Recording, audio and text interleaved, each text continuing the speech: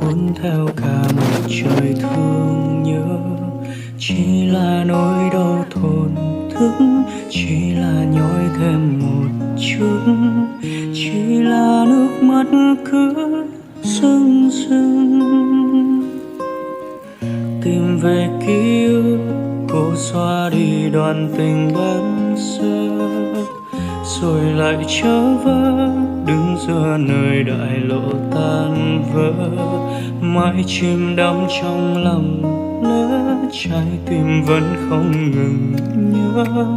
Đợi chờ em đến hóa ngu ngơ, tình yêu đã phai mờ như hoa nở không màu.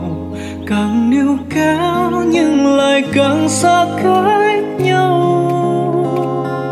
Đành ôm nỗi đau này, chết lặng giữa trời mây.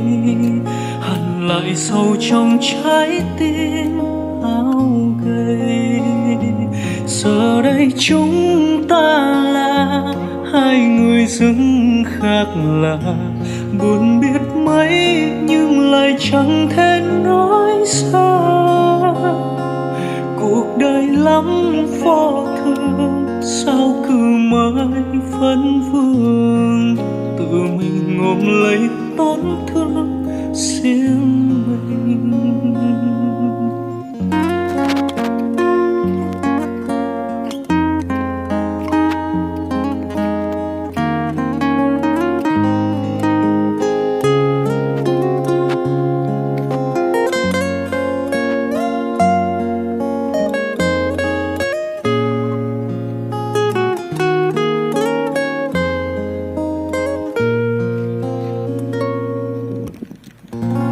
Về ký ức, cô xóa đi đoạn tình ban sơ, rồi lại trở vỡ đứng giữa nơi đại lộ tan vỡ.